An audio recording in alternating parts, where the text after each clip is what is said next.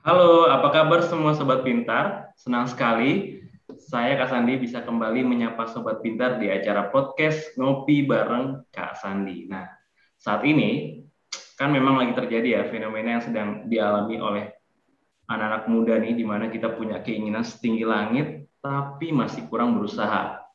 Makanya malam ini tema pembahasan kita adalah mimpiku besar, usahaku rebahan. Nah, malam ini Kak Sandi udah ditemani oleh dua kakak-kakak yang cakep dan kece-kece ini untuk berdiskusi dan membahas pengalaman mereka soal mimpi-mimpinya nih.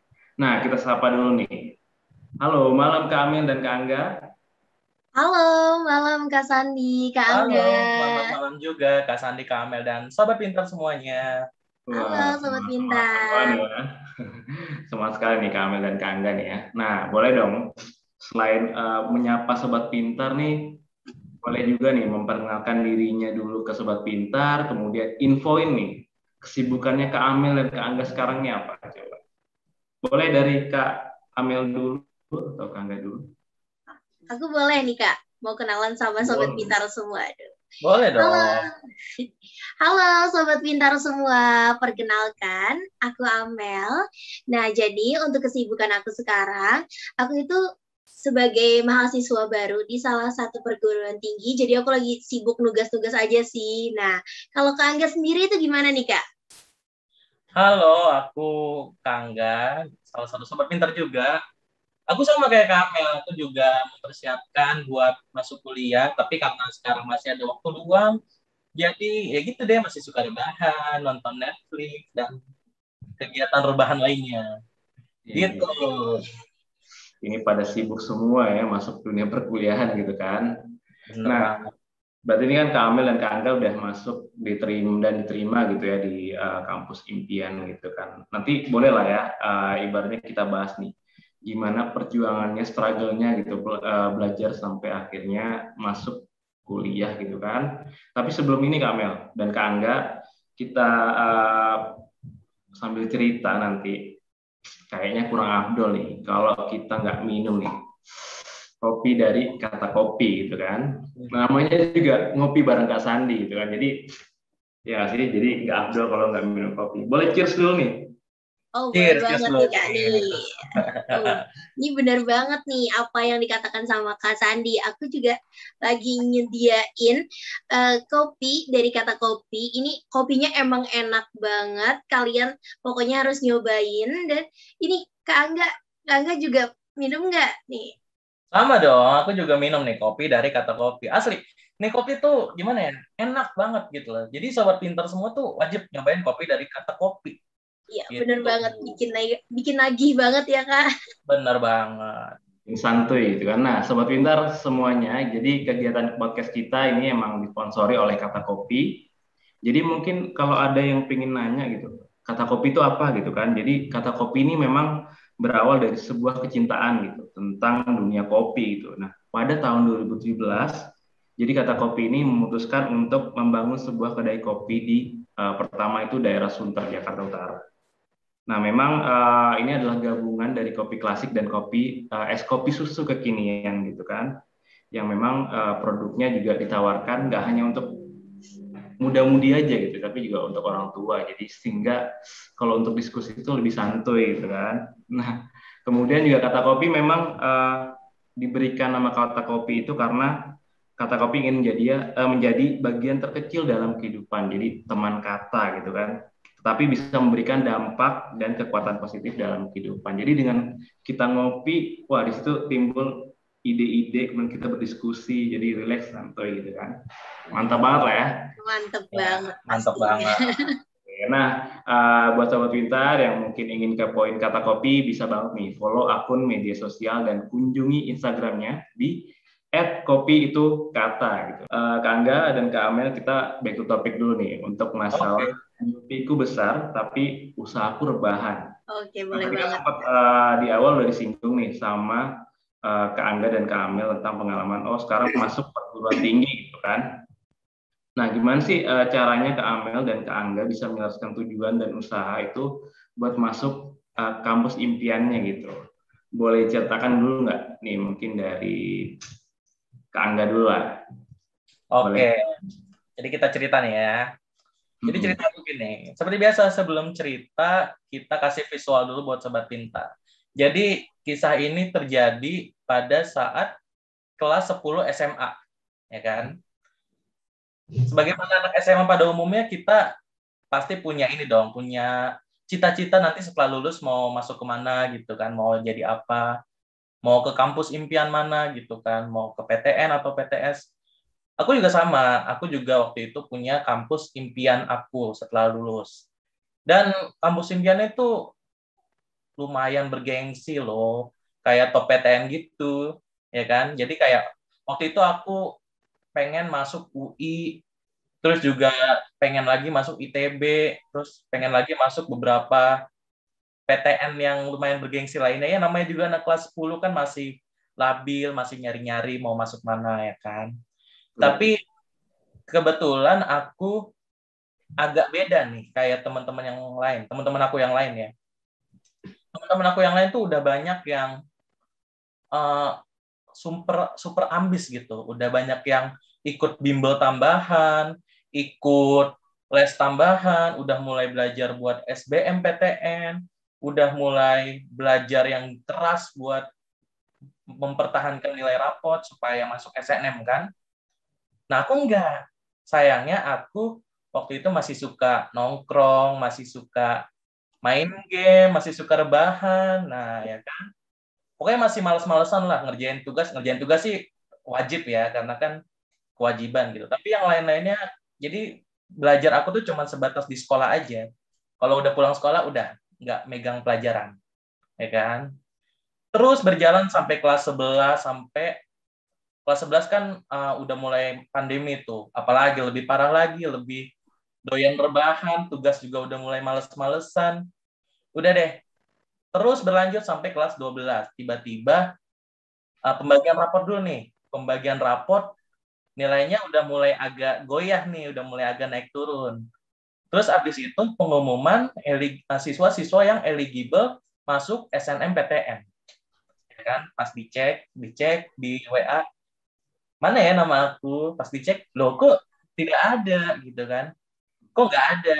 Panik dong, ya kan? Kok namanya nggak ada nih? Oh, udah mulai perasaan udah mulai campur aduk, panik, sedih, kesel, nyesel juga, dan berasa ditampar sama kenyataan gitu, ya kan? Nah, mulai setelah itu udah mulai mencoba untuk berubah, udah mulai belajar, coba membahas-bahas soal-soal SBMPTN, soal UTBK. Tapi kan karena dari awal emang nggak belajar, jadi bingung tuh, nggak ngerti soal SBM ini apa, MTK ini apa, fisika ini apa, nggak ngerti, gitu loh ya kan.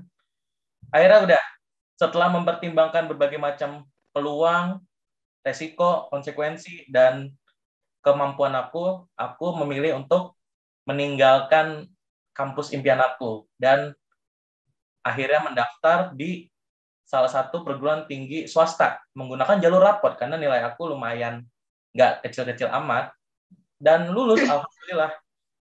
Dan sekarang aku mencoba untuk berubah supaya tidak rebah-rebahan lagi. Gitu kisah aku, kesan di Kamel. Oke. Akhirnya bangkit, mantep banget. Iya dong. Memang udah ketempat oleh kenyataan gitu ya Kang Ga ya. Iya, benar banget. Udah punya mimpi yang tinggi gitu kan untuk masuk perguruan tinggi. Usahanya nih masih kecil gitu kan. Iya. Santuy-santuйnya gitu. Sedangkan yang lain udah punya banyak perencanaan segala macamnya, tapi Kang Ga masih baru mulai tersadar itu pada saat udah tes-tes segala macamnya gitu ya kan. Iya, betul sekali. Tapi akhirnya tetap di jurusan yang sesuai kan? Tetap di jurusan yang sesuai. Oke, berarti istilahnya ada impian aku. Masih sedikit ini ya. Masih bisa tercapai lah sedikit. Alhamdulillah. Alhamdulillah. Kalau Kamel gimana nih ceritanya nih? Boleh nih. Oke, aku bakalan cerita juga nih. Kalau aku mungkin awal-awalnya agak berbeda sedikit.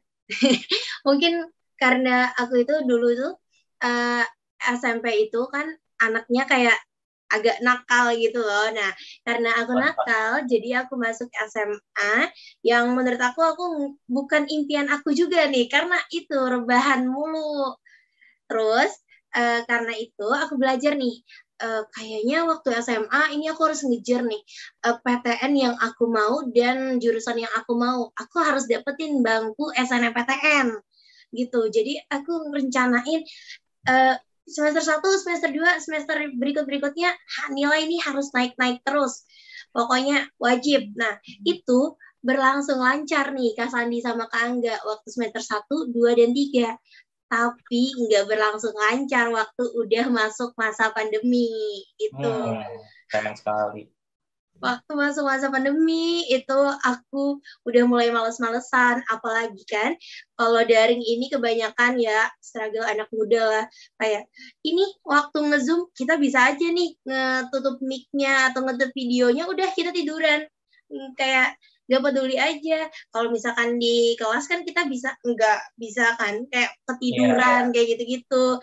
Nah, dari situ aku mulai yang kayak, nggak usah deh belajar, ngapain. Kan ada juga nih PPT dari guru-guru. Terus aku juga ini sering lihat TikTok gitu loh, kayak ini anak-anak muda, anak-anak muda kecintaannya dengan skincare, dengan wanita ini cinta banget sama skincare gitu. Benar. Apalagi banyak banget target yang habis pandemi kamu tuh harus glow up gitu, harus buktiin gimana nih biar lebih cantik di hadapan semua orang gitu. Jadi aku nge-struggle kayak gitu. Lalu aku mulai gimana nih cara dapetin buat beli skincare, gimana dapetin uang gitu. Jadi aku mulai jualan nih Kak Sandi, Kak Angga. Di situ aku malah fokusnya ke jualan, mungkin ketertarikan skincare dan cuannya lebih membara dibandingkan belajarnya. Jadinya di situ nilai aku benar-benar anjlok banget, sampai aku itu ditelepon sama guru aku kayak, ini Amel nilainya kenapa nih jadi nurun banget gitu. Ya aduh, itu rasanya kayak jelek. Iya sih, kenapa nih jadi ini banget nilainya, ngejok. Terus waktu pengumuman SNMPTN itu alhamdulillahnya aku masuk nih ke urutan siswa eligible. Wah. Tapi ini ada tapinya Kak, karena masuk ini aku malah mikir kayak gini, ini aku jualan aja nilai anjlok aja masuk nih SNMPTN, padahal baru di sekolah aja doang. Iya, benar. Terus gimana tuh? Terlalu pede gitu. Terus ini waktu daftar itu kan ada jenjang waktunya 3 bulanan, 2 bulanan kayaknya untuk ke SB, untuk pengumuman ke SN maksud aku. Itu malah nggak belajar sama sekali, full jualan aja gitu. Waktu jual. Terus di SN itu kayaknya kejatuhan banget, nggak lulus. Mana jurusan favorit aku. Ya, dari situ aku mulai yang iya sih salah banget ini nggak belajar, padahal udah dari awal mau mantepin malah jadi kayak gini. Nah, dari situ aku mulai ayo belajar, wajib belajar. Aku cari-carilah tryout kayak gitu. Tryout salah satunya aku ketemu tryoutnya Aku Pintar. Itu apalagi aku itu kemarin itu linjur Kak, lintas jurusan. Aku dari MIPA ngambilnya jurusan IPS sosum kan gitu.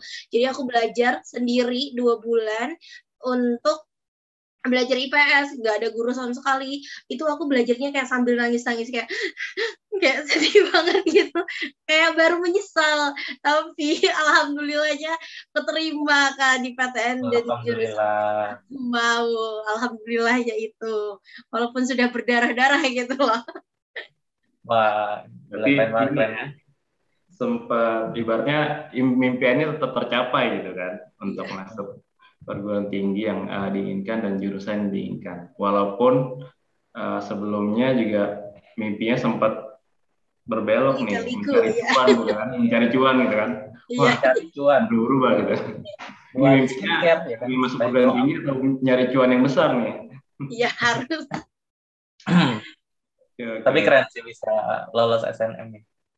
SB Kak, SB. Lolos SBM. Nah, Sobat Pintar juga, apakah Sobat Pintar punya kisah-kisah yang serupa ya kan boleh drop di kolom chat ya. Iya, boleh banget Ada nih. juga nih Kak Syafi Ramadanti, aku juga nggak lolos SNM Kak Amel. Wah, kasihan sekali.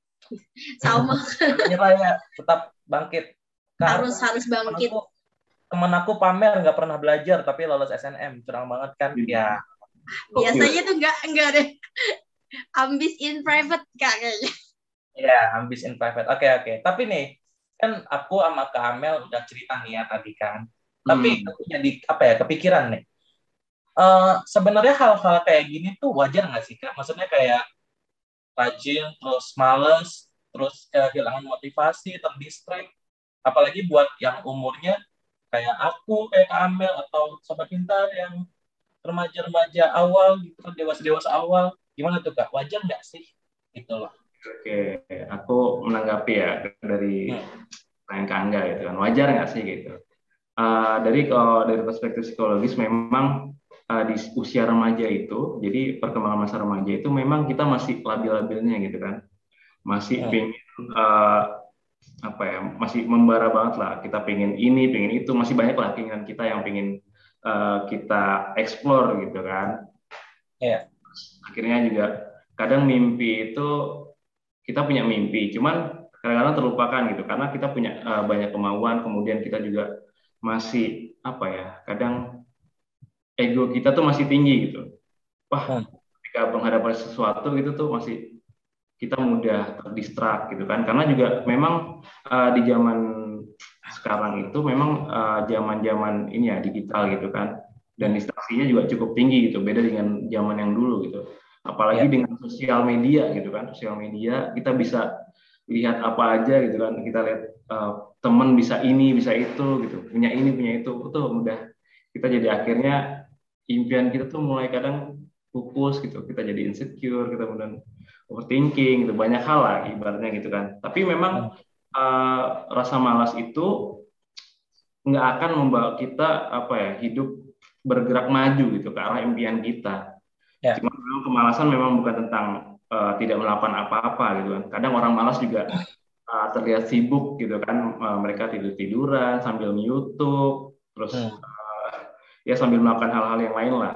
Cuman memang rasa malas itu kan membuat kita untuk melakukan sesuatu tuh yang harusnya kita bisa sampai selesai menjadi tidak selesai karena ada rasa malas kita itu. Jadi mimpi yang sudah kita bangun gitu, ketika ada rasa malas dan kita pengen mager gitu, rebahan gitu, akhirnya ya nggak akan kesampaian gitu kan. Benar banget. Benar. Karena gini, Kak Angga dan Kamel. Jadi ketika kita punya mimpi, berarti kan ini kita masih dalam posisi tidur gitu ya, mimpi nih, kita tidur nih. Kita masih kita membayangkan kita akan menjadi seperti ini, seperti itu. Tapi ketika mimpi itu kita tidak bangkit, ibaratnya wake up gitu kan, kita bangun dari keadaan kita, mimpi kita itu, mimpi kita harus bangun dong, ibaratnya gitu kan, harus bangun untuk mewujudkannya itu kan. Dan akhirnya kita harus get up gitu, untuk kita melakukan sesuatu gitu. Nah itu yang kadang-kadang tidak dimiliki anak-anak remaja ataupun remaja yang mungkin masih bingung gitu, masih proses pencarian identitas diri gitu kan, dalam mereka punya mimpi yang sangat besar gitu. Cuman ketika mereka hanya mengangan-angan saja tanpa action gitu, itu nggak akan terjadi gitu mimpi tersebut, karena proses untuk mencapai mimpi itu panjang sekali gitu kan. Kayak Kak Angga tadi kan juga cerita, semasa kelas 10 masih doyan-doyan main segala macam, padahal udah berkeinginan untuk punya mimpi itu bikin ke PTN yang terbaik lah menurut Kak Angga gitu kan. Iya, benar. Cuman akhirnya tertampar oleh sebuah kenyataan gitu. Gitu ya. Iya, benar banget, benar. Sedangkan Kak Amel kan masih ada tadi labilitasnya lah ya, maksudnya kayak pengen ini, tiba-tiba pengen glow up nih, dompetnya gitu kan, dengan dari cuan gitu. Dompet dan muka. Oke. Tapi akhirnya juga walaupun itu ada proses penerimaan kayak, aku nggak bisa nih kayak gini terus gitu kan. Akhirnya mempunyai motivasi lagi untuk belajar gitu. Dan akhirnya mimpi itu tercapai gitu. Nah, melanjutkan juga nih Kak Angga dan Kamil. Memang kalau mimpi itu ada step-stepnya untuk kita, ibaratnya untuk mencapai sebuah impian itu ada step-stepnya. Itu kita harus, ketika kita punya mimpi, selanjutnya kita adalah membuat suatu perencanaan gitu. Ya. Atau strategi gitu kan. Karena ketika kita membuat berencana, berarti membawa masa depan ke saat ini gitu. Agar kita bisa mengubahnya sekarang gitu kan. Gitu. Ya. Karena tanpa rencana juga kadang kita yang nggak berencana aja kadang bingung gitu kan, apalagi yang sudah merencanakan gitu. Makanya pentingnya perencanaan itu sangat penting. Jadi ketika kita memulai perencanaan, kita harus tahu nih kita 5 tahun ke depan mau jadi seperti apa. Sehingga itu kita breakdown lagi ke misalnya dari perencanaan harian, kemudian mingguan, ataupun bulanan sehingga sampai tahunan gitu.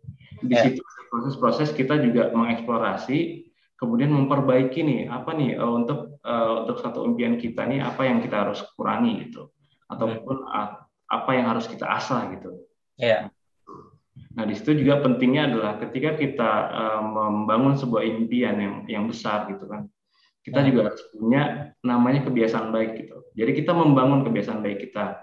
Contoh kita harus kita membangun kebiasaan baik mungkin ketika kita 5 tahun pengen jadi apa nih? Kalau Kangga tadi pengen jadi apa nih? Mimpinya nih. Mimpinya ya, kita ngomongin mimpi. Kalau nanti aku pengen bikin, ini kita ngomongin mimpi 5 tahun ke depan ya. Aku pengen bikin suatu aplikasi yang bisa mempermudah kehidupan sehari-hari kita. Contohnya, aku terinspirasi dari ini, dari salah satunya dari ojek online, ya kan? Oh iya. Coba, siapa sih yang kepikiran dulu kita kalau mau beli makanan harus ke tempat makannya, kalau mau nyari ojek harus ke pangkalan, ya kan, ke pangkalan ojek. Sekarang kita bisa pesan dari rumah. Terus kalau kita mundur lagi ke belakang, e-commerce, ya kan? Siapa yang ngira kita bisa beli barang segede apapun dari rumah, dianterin lagi, ya kan? Inovasi-inovasi yang kayak gitu yang bikin aku terinspirasi. Oke, nanti aku bakal bikin kayak gitu juga yang mempermudah.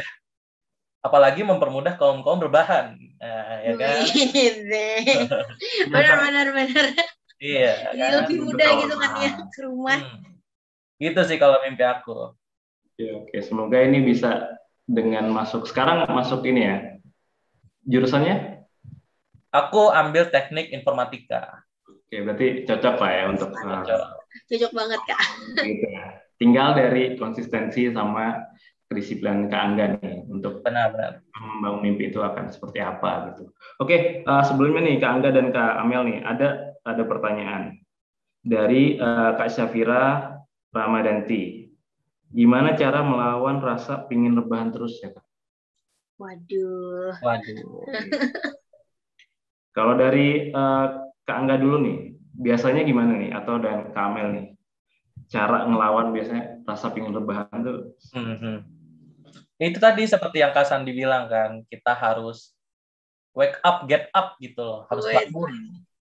Kalau nggak bangun ya nggak mulai dong, ya kan? Gitu. Kalau Kak Amel gimana? Nah, kalau aku tuh biasanya kan, itu kan impian nih, biar ngebangun kita enggak rebahan lagi, itu harus ditulis, Kak. Jadi apapun yang kita pikirkan, itu harus kita tulis, biar kita bisa mengerjakannya, gitu. Kalau aku. Benar-benar. Berarti, oke, buat Sobat Pintar, nanti kita silakan taruh pertanyaannya di kolom chat ya, nanti bakal kita jawabin di sesi Q&A ya kan. Yuk ngomong bareng kita Sobat Pintar. Kita ngobrol-ngobrol dulu nih. Nah kan tadi kan dari Kak Angga udah menjawab cara melawan rasa pingin rebahan gitu kan, kita harus get up gitu kan. Kalau dari Kak Syafira juga udah menyampaikan juga bagaimana cara melawan rasa pingin rebahan. Cuman kalau dari Kak Sandi juga ingin memberikan pendapat bahwa ibaratnya kita melawan rasa rebahan, memang kita harus mengingat gitu kan, ketika rebahan boleh, tapi asal jangan keterusan gitu, jangan terlalu keenakan gitu untuk rebahan, karena masa depan itu apa ya, kita yang buat gitu, bukan masa depan menunggu kita gitu. Dengan kita rebahan, masa depan akan terjadi dengan sendirinya gitu, dengan baik gitu kan. Iya, Dan benar kita banget. akan terwujud dengan sendirinya gitu. Jadi Hmm. memang yang perlu dipikirkan ketika wah kita ngerasa kayak pingin rebahan terus, kita harus ya ingat juga gitu bahwa kehidupan kita ini masih panjang gitu. Kedepannya kita harus masih banyak langkah-langkah yang harus kita capai gitu kan. Makanya kalau misalnya kita rebahan ataupun ketika kita memulai sesuatu tanpa kita memulai gitu kan, ya kan benar ya. Kita Iya benar. tanpa memulai gitu, tanpa ada gerakan lah ataupun langkah awal gitu, itu tidak akan terjadi. Gitu. Iya, benar banget. Jadi Kak Safira mungkin ingat tuh, tujuan apa yang ingin dicapai gitu ketika ada rasa pingin rebahan gitu kan, pingin rebahan terus. Ya boleh kalau untuk istirahat gitu kan, boleh banget. Cuman asal jangan keterusan gitu. Iya, benar banget. Setuju. Benar banget. Terus ada lagi nih Kak, pertanyaan dari Wah, agak susah ya. apa tuh pertanyaannya Kak Sandi? Kak, menurut Kakak motivator untuk ngejar PTN itu perlu nggak sih Kak? Oke, boleh kalau aku menjawab ya, dari Kak Sandi menjawab. Setiap orang punya mimpinya masing-masing gitu, dan motivasinya juga nggak semua sama gitu kan. Kalau memang Hovifah memang memiliki motivasi untuk mengejar suatu PTN agar mungkin ya, ada kan nggak semuanya nih dari Sobat Pintar juga memiliki ekonomi yang apa serba ada gitu, ataupun menengah ke atas gimana. Ada juga yang ingin masuk karena ingin meringankan nih biaya orang tua gitu, biaya orang tua agar tidak apa ya, ketika ya tidak membebankan orang tua gitu kan. Karena dengan masuk PTN biasanya orang-orang mengejar dengan biaya murah, dengan dapat fasilitas yang bagus, dan kadang juga difasilitasi oleh pemerintah gitu kan, ataupun daerah-daerah yang seperti itu. Jadi kadang kita nggak bisa menyamaratakan gitu dengan saya harus PTN motivator saya. Tapi kalau memang itu baik untuk Hovifah, untuk diri Hovifah ya nggak apa-apa kalau itu jadi motivator untuk masuk PTN. Cuman ya tetap apa ya, tetap berimbang lah ibaratnya. Hovifah juga ketika mengejar sesuatu pasti ada suatu konsekuensi gitu. Nggak semua keinginan kita tercapai gitu. Jadi ketika punya motivasi untuk mengejar PTN, ya lakukan sebuah perencanaan itu apa yang harus dikembangkan gitu, apa yang harus mungkin dari kelemahan kita, apa yang harus disiasati agar itu bisa menjadi suatu kelebihan gitu sih. Benar. Benar banget. Jadi Kak Angga dan Kak Amel gimana nih? Aku. Kak Amel dulu deh. Gimana Kak Amel? Kalau aku ini nih sama kurang lebih sama kayak Kak Sandi. Salah satu motivator aku untuk lulus PTN itu adalah orang tua, karena aku itu pegang prinsipnya kayak gini Kak. Aku pernah baca kutipan kayak sebenarnya musuh terbesar saingan terbesar kita itu bukan orang lain maupun diri sendiri, tapi umur orang tua kita sendiri. Jadi dari patokan itu aku kayak ya nih, masa harus kalah sama umur orang tua gitu. Kita pasti orang tua mau lihat dong pencapaian-pencapaian kita, dan kita pastinya semua anak maunya ngebahagiain orang tua gitu kan. Kalau Kak Angga sendiri gimana nih? Padahal itu keren juga ya buat saya. Iya benar sih, orang tua benar-benar. Kurang lebih sih sama kayak Kamel, kayak Kak Sandi. Motivator kan dari pertanyaan itu perlu nggak sih? Ya perlu dong, udah pasti dong. Untuk supaya kita ada keinginan untuk wake up, get up gitu loh. Dan setiap orang motivasinya beda-beda. Ada kayak Kak Amel yang motivasinya orang tua. Terus kalau aku sendiri motivasinya adalah ya orang tua udah pasti kan. Kita siapa sih yang nggak pengen ngeliat orang tua bangga gitu loh, ngeliat anaknya mengejar impiannya. Terus motivasi yang lain, ya diri aku sendiri. Aku punya cita-cita, ya jelas aku pengen apa yang aku impikan itu tercapai. Tapi tetap dilihat sesuai dengan yang tadi aku bilang di awal, konsekuensi, peluang, resiko, dan kemampuan. supaya kita nggak bergerak dengan beban gitu, supaya nggak jadi beban, supaya tetap semangat. Gitu sih kalau aku. Mantap banget nih solusi dan tanggapan dari Kak Angga dan Kak Amel. Apalagi tadi kita harus berpatokan pada orang tua juga ya gitu ya. Benar banget. Benar banget. Kita harus ingat orang tua gitu ketika mereka tujuan utama. Benar. Jadi orang tua ini kan bekerja keras gitu kan, bekerja keras untuk membiayai teman-teman gitu dan sobat-sobat pintar gitu kan. Dari SD, dari TK, bahkan dari SD sampai SMA dan sampai kuliah, dan bahkan ada yang mungkin sampai kuliah setinggi mungkin gitu dibiayai gitu. Jadi ketika kita lagi proses untuk kayak mager kemudian nggak termotivasi, ya mungkin boleh banget itu salah satunya adalah mengingat perjuangan orang tua kita gitu, karena tanpa orang tua kita juga akan jadi seperti apa gitu sekarang gitu kan.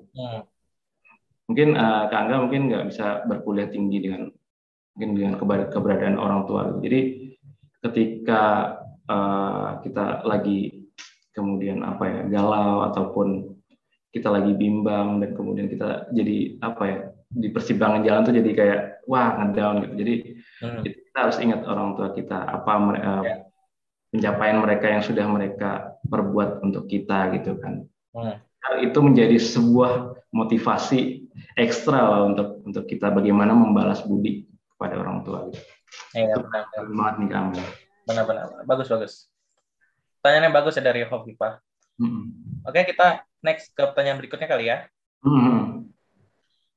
Dari Ronaldi_Zoo. Kak, saran dong buat gap year harus ngapain aja? Wah, kayaknya dia ada niat untuk gap year nih. Gimana nih, Kak Amel, Kak Sandi?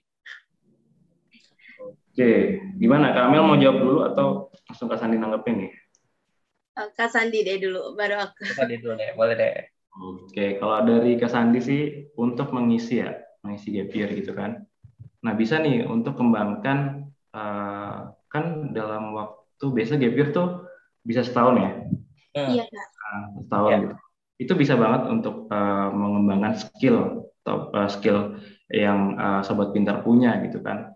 Kayak biasanya dulu banyak yang masuk kayak pengen mengembangkan skill bahasa Inggrisnya, ada yang ke kampung Inggris itu sampai berbulan-bulan, bahkan sampai 1 tahun itu mengabdi di kampung Inggris gitu kan, sampai jadi tutor bahkan dari awal yang biasa sampai jadi tutor. Dan mungkin bisa juga kita boleh explore, maksudnya apa nih kemampuan kita yang memang relate banget sama jurusan yang mungkin akan kita tuju gitu. Nah, kita explore kita tersebut, dan jadi ibaratnya kita ketika masuk perkuliahan tuh udah benar-benar lebih matang lah ibaratnya daripada sebelum-sebelumnya gitu kan. Dan kemudian bisa banget juga untuk belajar terkait persiapan untuk SNMPTN atau SBMPTN gitu kan. Karena kan ketika biasanya kalau GB kan otomatis kita punya keuntungan kan dari segi waktu gitu, lebih banyak gitu kan. Nah, itu bisa banget untuk belajar lebih banyak gitu. Setidaknya memang persiapan kita tuh memang benar-benar oke banget gitu. Makanya tadi ini adalah salah satu ketika kita punya mimpi, kita get up gitu. Kita punya langkah dan kita bisa menyusun strategi untuk mencapai tujuan kita. Ya, benar. Seperti itu sih memang. Oke, kalau dari Kamel gimana nih untuk nanggepin? Nah, kalau dari aku sendiri, itu saran aku, kalian bisa ikut kayak relawan. Itu kan banyak banget, Kak, sekarang informasinya di Instagram gitu.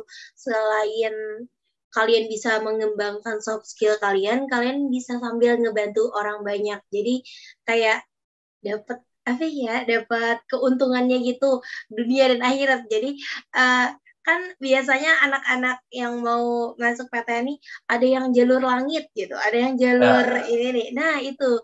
Jadi sambil kita mengembangkan skill, sambil kita belajar SBMPTN, dan kita juga sambil ngejar jalur langitnya gitu kan. Ngerayu Tuhan. Wah, ya benar banget. Berarti ibadah sekencang mungkin gitu ya. Iya, benar. Benar. Kalau dari Kak Angga gimana, Kak Angga? Ya, itu kurang lebih sama kayak Kak Amel dan Kak Sandi. ibadah udah pasti ya kan, sesuai dengan agama masing-masing, ibadah berdoa kepada Tuhan ya kan, menyampaikan keinginannya. Di sisi lain juga harus diiringi dengan usaha gitu ya kan. Aku kan gak gap year ya, tapi teman-teman aku lumayan banyak yang gap year. Aku jadi sharing-sharing cerita. Mereka tuh ada yang nyari kerjaan sampingan dulu ya kan, buat nambah-nambah biaya, uang jajan lumayan. Ada juga yang benar kata Kamel, ikut relawan, volunteer gitu kan. Ada juga yang ikut bimbel buat nambah pengetahuan kan, apalagi buat ikut SBM ulang bisa kan, buat UTBK lagi. Jadi pinter-pinter cari peluang dan merencanakan aja sih kalau menurut aku. Gitu. Oke, oke. Dan juga boleh banget nih untuk siapa tadi? Ronaldini, boleh nih ikut-ikut komunitas ataupun eh, untuk membangun relasi ya di komunitas. Benar-benar banget. Karena ketika kita punya relasi, otomatis ketika nanti masuk perkuliahan juga jadinya lebih mudah kan. Ketika ada tugas apa, oh kita punya relasi nih, boleh nih langsung calling gitu kan, langsung hubungin gitu. Itu tuh boleh banget. Jadi banyak hal yang setidaknya teman-teman harus aktif gitu. Ketika mengambil gap year jangan sampai jadi kamu rebahan gitu kan. Otomatis percuma 1 tahun yang teman-teman buang gitu kan. Dan teman-teman tunggu dari sobat pintar gitu kan. Menunggu. Jadi pergunakan dengan sebaik mungkin dan semanfaat mungkin lah buat sobat pintar sendiri. Gitu. Benar-benar. Oke, mari kita lompat ke pertanyaan berikutnya. Ini ada pertanyaan dari Ahmad_Faizin77. Kak, aku kurang percaya sama diriku sendiri. Kalau aku pasti bisa melewati ini. Cara biar kita bisa percaya sama diri sendiri. Kalau kita bukan si loser, ya kan? Gimana ya? Katanya gitu. Kata Ahmad Faizin gitu. Gimana tuh Kamel, Kak Sandi? Kamel dulu deh, gimana tuh? Cara supaya percaya diri percaya sama diri sendiri gitu.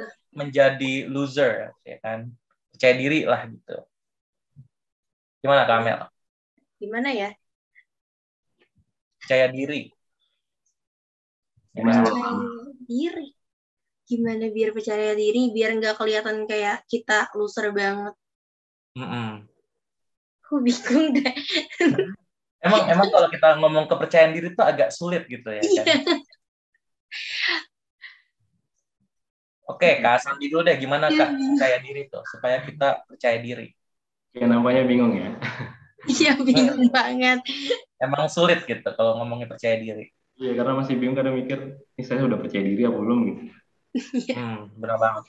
Oke, cara untuk percaya diri dan ngerasa tidak loser gitu ya. Oke, untuk kepercayaan diri sebenarnya itu datang dari pola pikir kita gitu kan. Pola pikir kita, maksudnya pikiran kita yang mengontrol kita untuk kayak ngerasa untuk tidak percaya diri. Ketika kita tidak percaya diri, kita mungkin kita boleh nih evaluasi apa yang membuat kita tidak percaya diri. Karena saya juga tidak tahu ya, maksudnya tidak percaya diri apa yang dialami oleh siapa tadi? Ahmad Faizin. Nah, jadi ketika mengalami tidak percaya diri, maksudnya dia harus evaluasi apa yang membuat dia tidak percaya diri. Apakah karena banyaknya teman-teman yang mungkin memberikan kata-kata yang tidak sportif gitu untuk dirinya gitu kan, ataupun memang dia ngerasa jadi rendah diri atau insecure gitu, ataupun overthinking dengan keadaan dirinya sendiri. Nah, itu yang harus dievaluasi dulu. Karena ketika kita tahu apa yang membuat kita tidak percaya diri, jadi kita bisa ibaratnya memoles lah ya. Kita udah introspeksi nih, nah kita tahu, oh ternyata kita nggak percaya diri karena ini. Jadi akhirnya kita mencari ini. Untuk itu berarti kita meningkatkan suatu hal yang kita punya potensi dari diri kita gitu.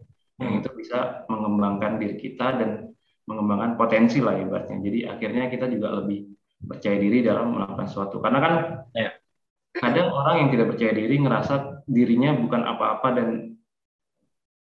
tidak memiliki bakat atau kemampuan yang lebih daripada teman-teman lainnya. itu kita ketika tidak percaya diri, kita harus eksplor nih diri kita nih seperti apa. Kita harus kenal diri kita seperti apa. Ya. Karena ketika kita tidak kenal nih diri kita seperti apa, maka tidak percaya diri terus itu akan muncul gitu. Karena banyak nih teman-teman kita ataupun sobat-sobat pintar nih yang mungkin banyak kekurangan dan ataupun berkebutuhan khusus gitu kan. Tapi ketika mereka tahu kekurangannya ini dan ada omongan-omongan yang mungkin menjatuhkan mereka, mereka udah kuat gitu mentalnya karena mereka udah sadar aku emang seperti ini gitu. Dan ketika aku menuntut diri untuk seperti orang lain atau orang yang menuntut diri kita seperti yang diinginkan orang lain, maka itu akan lebih mudah gitu untuk kita jadi kayak tidak percaya diri itu. Karena kan ketika kita sudah mencapai sesuatu yang diinginkan orang lain, cuman pasti akan ada lagi nih keinginan orang. Jadi omongan-omongan itu akan selalu ada, tuntutan-tuntutan itu terus ada. Ketika kita selalu terus-menerus gitu kan mengikuti itu, ya akhirnya ya kita menjadi, ya kita akan tidak menjadi diri kita sendiri gitu, dan akhirnya ya itu kepercayaan diri kita akan runtuh gitu kan, akan ya berkurang gitu. Aku dapat nih jawabannya. Dapat ya Kamel. Gimana tuh Kamel? Gimana? Jawaban aku ini, jangan pernah membandingkan diri pencapaian kalian sama pencapaian orang lain. Karena setiap orang itu punya garis startnya masing-masing. Jadi jangan iri sama pencapaian orang lain. Karena kita pasti bakalan dapat garis finish yang kita mau gitu loh, karena emang beda-beda aja pencapaiannya gitu. Jadi jangan pernah iri lah, itu membangun banget percaya diri. Ya, benar-benar. Oke nih Kak Angga dan Kak Amel, kayaknya waktu kita terbatas nih, jadi untuk pertanyaan kita harus sudahi dulu. Sayang banget nih, padahal banyak banget nih pertanyaannya. Iya, padahal banyak banget ya pertanyaan-pertanyaan yang belum terjawab nih, padahal ada pertanyaan bagus lagi tuh. Iya, seru-seru banget nih pertanyaannya. Kak Angga, mungkin Kak Sandi punya pesan gitu terakhir gitu kan. Oke. Untuk sobat-sobat pintar, jadi sobat-sobat pintar, ketika sobat-sobat pintar pingin nih atau punya mimpi besar gitu kan, sobat-sobat pintar harus tadi adalah wake up gitu kan. Ketika punya mimpi, kita harus wake up gitu. Kita harus mencari nih tujuan hidup kita, terus melakukan eksplorasi gitu kan sebanyak mungkin gitu.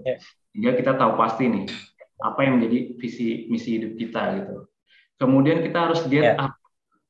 Itu kita mulai melangkah dan strategi untuk mencapai tujuan kita atau mimpi kita tersebut. Dan terakhir adalah stay up. Tadi kalau kita wake up dan ini ada stay up. Jadi milikilah karakter yang baik agar kalian semua tetap dapat mempertahankan kesuksesan yang telah diraih. Jadi ketika sudah mimpi, kita harus tetap pada karakter kita yang seperti itu, sobat-sobat pintar. Oke, rasanya udah sayang banget ya. Waktu berjalan dengan cepat ya, padahal obrolannya mantep banget nih. Topiknya tuh asik gitu, ya kan? Tapi tadi pesan Kak Sandi bagus banget nih buat sobat pintar ya kan. Wake up, get up, stay up. Kita bangun, terus bergerak, dan konsisten dan disiplin. Nah itu kunci besarnya. Kalau dari Kamil dan Kangga gimana? Gimana Kak Sandi? Pesan-pesan buat sobat pintar dari Kamil dan Kangga. Kamel nih, gimana pesannya buat sobat pintar nih? Pesan-pesan untuk sobat pintar, kalian wajib berusaha sih, jangan lupa. Selain berusaha, kalian jangan lupa juga pakai jalur langit. Karena kalau misalkan usaha aja nggak pakai jalur langit, itu hasilnya nol banget. Wah, berarti tetap harus ibadah diiringi dengan usaha, ya kan? Iya, benar. Kalau kalian gimana? Nah, kalau dari aku pesan buat sobat pintar, pertama sama kayak Kak Sandi ya, jangan lupa wake up, get up, dan stay up. Dan yang terpenting adalah mimpi boleh setinggi-tinggi kalian, boleh kalian mimpi sebesar apapun, ya kan? Tapi pertama-tama kalian harus kenali dulu diri kalian, ya kan? Apakah kalian mampu? Kalian harus melihat peluang, melihat resiko dan konsekuensi yang untuk kedepannya gitu. Tapi tetap jangan pernah berhenti bermimpi dan jangan pernah menyerah gitu. Ini. Kita gitu kalau pesan aku buat sobat pintar. Terima kasih nih Kak. Kamu ini kayaknya seru banget ya tadi ya. Iya, seru banget asli. Sampai banyak pertanyaan yang belum kita jawab gitu ya. Iya, sampai banyak banget nih yang belum terjawab. Sayang sekali. Oke. Oke, Sobat Pintar, gimana? Kalau Sobat ingin belajar lebih nih tentang permasalahan lainnya di acara podcast ini, boleh banget nih kirim DM ke IG Aku Pintar ya, gitu kan. Nanti boleh nih kita bahas tentang apa lagi yang bisa kita bahas dengan santuy, gitu kan, relax gitu kan. Santuy dan relax ya kan, benar-benar. Oke, terima kasih banyak untuk Kak Amel dan Kak Angga. Sudah sama-sama sharing cerita, pendapat, kemudian membagikan ilmunya gitu kan. Ini akan bakal bermanfaat banget untuk Sobat Pintar gitu. Oke, terima kasih juga buat Kak Sandi. Jadi aku dan Kak Amel bisa berpartisipasi nih di podcast episode kali ini. Iya, benar banget. Ngobrol-ngobrol sama Sobat Pintar ya kan. Jadi jangan kapok-kapok gitu ya. Oh, nggak bakalan dong. Kan kita dong. ini asik nih ngomong-ngomongnya. Saya bersedia untuk kembali berpartisipasi nih.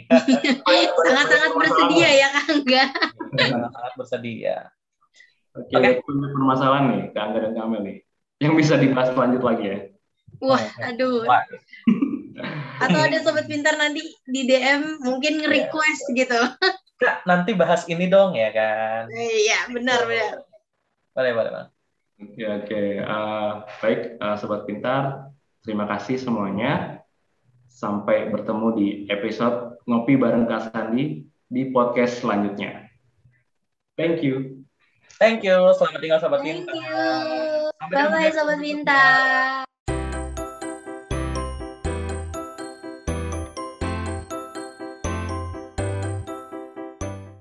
Belajar pintar bersama Aku Pintar. Download sekarang.